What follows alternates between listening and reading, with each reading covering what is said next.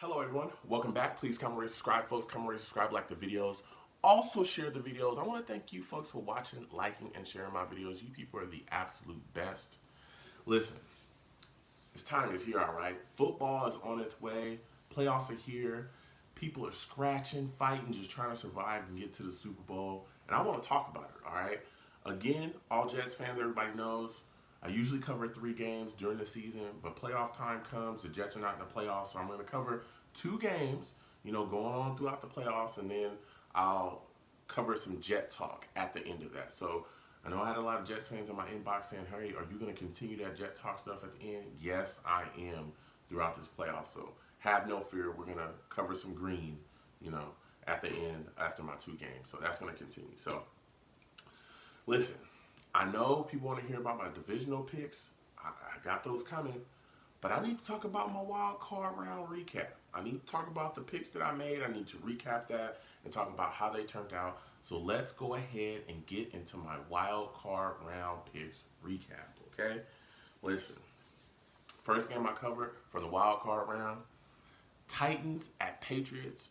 Took the Patriots in the football game, and I promptly got myself a loss. Titans beat the Patriots 20-13, man. Titans are doing their thing. You know what I'm saying? Vrabel looking real good over there. Made a lot of great coaching decisions in this game. Was a big part of why they won. They ran the ball extremely well too. So shout out to Titans fans. You folks got yourselves a W. I took the Patriots, so I got myself a loss.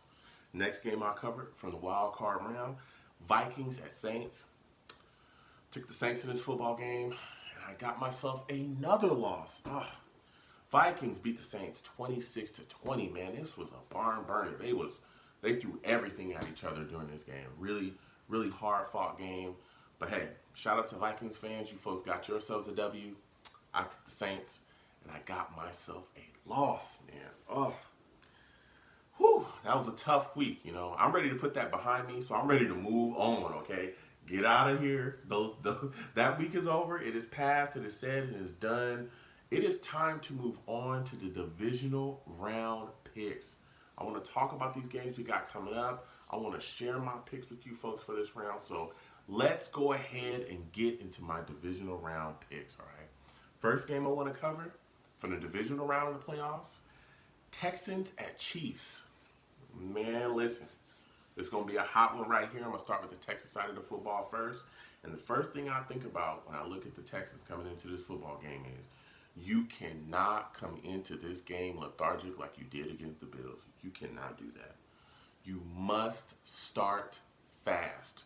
There is no more coming in and looking dazed and confused and just, I'm just going to figure out on my way. Like, we're just going to, kind of just walk through the mist and we'll figure it out eventually, or we'll wait until the second half. That's not going to happen.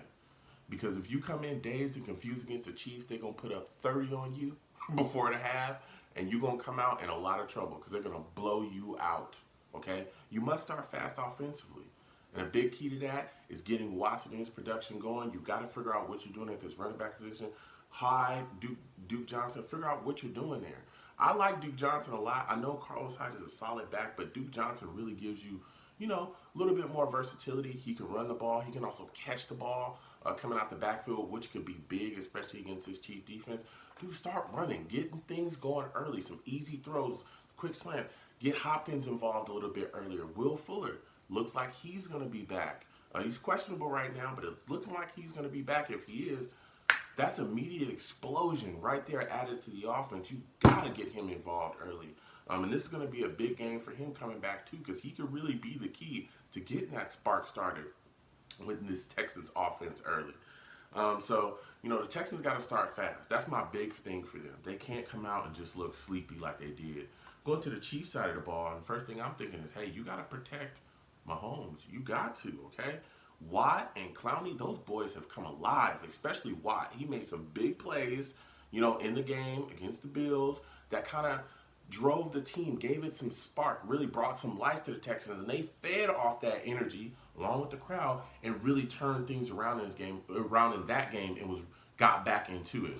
You got to protect Mahomes. You can't let Watt get to this guy. You can't let Clowney get to this guy, bang him around, cause some strip sacks, some quick throws that turn into interceptions, turnovers. You cannot do that. Protect Mahomes at all costs. I know you got to run some screens, you got to do something, but keep Watt out of the game. Okay, you gotta find some way to do that. So, also, Will Fuller again with the Texans. He may be playing. If he does play, Mo Claiborne is out for the Chiefs. The Chiefs have to find some way to corral this dude. Okay, look, Will Fuller, when he is playing, which he's hurt quite a bit, but when he does play, that kid is ridiculously explosive. I'm telling you, he's got rockets, and he just gets moving, and he finds a way. He's a deep threat. He'll get behind your safety, and then it'll be a quick 6 every time. He just really gets going. So the Chiefs they definitely have to worry about him. So watch yourself, Chiefs. Watch yourselves defensively against these Texans, and don't fall asleep. So with all that said,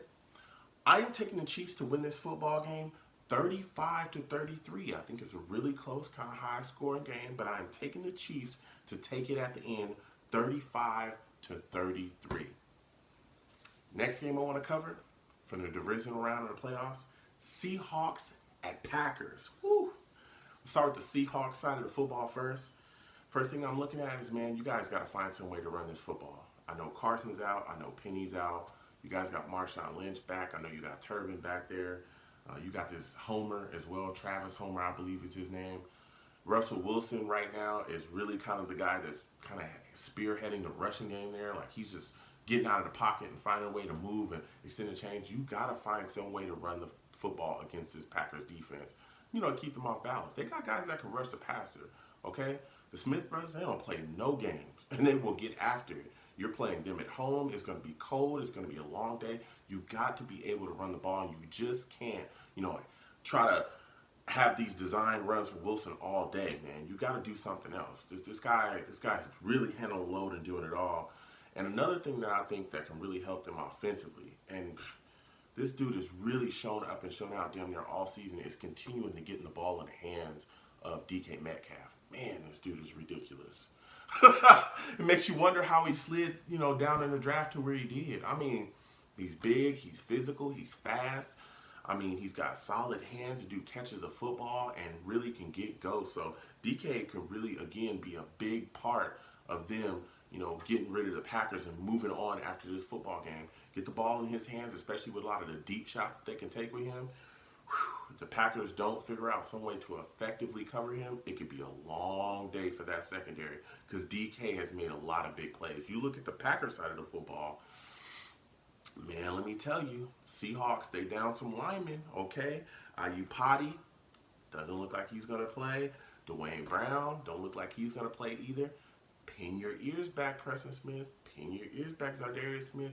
Get after it, okay? First thing I'm saying to the Packers defense is, look, this dude, Russell Wilson, likes to put on a cape. Don't let him be Superman. Corral him. Make sure you keep your running lane straight. Don't let him escape the pocket. Collapse the pocket around him and really make him feel the pressure and bring him down when he's there. You cannot miss this guy. Take him away, dude. Don't let him run around, make plays with his feet, extend drives. Nah, bruh. It's going to be a long day for you. Bang him around, dude. And I think when you do that, especially with the fact that, again, the Seahawks kind of looking spotty running the football. They're trying to lean on Marshawn Lynch and all these guys. This could really be a big way for the Packers to break the game open. Don't let Russell Wilson play Superman here. Don't do that, all right? So with all that said, I am taking the Packers to win this football game 28-17. 28-17, I'm taking the Pack. You know what I'm saying? It's cold. They at home. I just think they do enough, man, to really get going and take the game away from the Seahawks. So, again, I am taking the Packers to beat the Seahawks 28-17. Comment down below, folks. Let me know what you folks think about those picks, because now it's time for some Jet talk, baby. Okay? All right, it's time to talk about the Jets. It's time to talk about Green. So let's go ahead and get right into some Jet talk, all right? This week's topic is Le'Veon Bell. Man, let me tell you something. I love Le'Veon Bell. I think he's a great back. I think that he really could give Sam something that we haven't really been able to give him since we drafted him, which is an elite offensive weapon, a guy that he can consistently go to when the times are getting tough, when everything's falling down around him, when we need a first down, get it to Le'Veon Bell, let him do his thing. You know what I'm saying? That's what he should be for our offense. But the problem is, the thing that's standing in the way of Le'Veon Bell being as great as he could be is Adam Gase. And let me tell you something. We've seen this play out all season, where we all know that Adam Gase does not want Le'Veon Bell. He completely has misused him the entire season. It's just really tit for tat with him. Even some of the things that we've seen just going into this offseason where Adam Gase was refusing to answer questions about Le'Veon Bell that were asked, by a Jets beat writer. He just kind of brushed them off, wouldn't answer them, and then Le'Veon Bell responded on Twitter, by quoting the tweet with a GIF of his own. So it seems like he's fed up as well. He's looked like he's been fed up in his pressers after the games, especially when we were losing and he wasn't getting the ball, wasn't really getting opportunities. He even came out and said that he was frustrated about his lack of opportunities within the offense, I believe on his own, podcast. So it's just been ridiculous, honestly, with him. And I think that this offseason, I would be shocked if we did not trade him. I really would. I think that he's going to get traded. And not only do I think he's going to get traded, I think that he's going to get traded, and we're going to have to eat some of his contract to get rid of him because he's making, I think, like $14 million or something a season.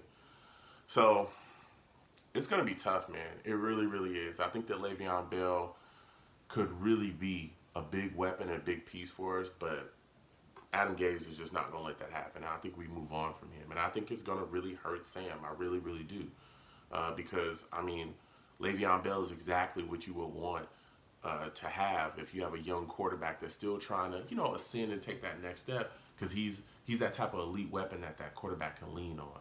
And taking him away from this offense and giving us less explosion, giving us less people that offenses really have to key in and game plan for, that's not a good look for Sam.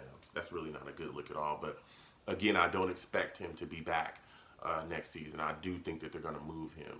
Even though Joe Douglas has come out and tried to say, I think he's a good player, and just say glowing things about him, we all know that that's not real, because they tried to shop him before the trade deadline, and there were teams calling that were very interested. I know the Chiefs, the Texans, and the Steelers were even interested. So, damn, if you got the Steelers calling for him, like, what does that say? That say they know that he's that guy. So comment down below, folks. Let me know what you folks think about that. How do you feel about Le'Veon Bell? Would you trade him in the offseason? If so, what kind of compensation would you look to get back for him? And would you also be willing to eat some of that contract if you were a general manager? Would you be willing to eat a couple million just so you can move on from him? I think it's a bad idea, but, man, I see the writing on the wall. I really do. And I can't tell you how frustrated I am about it.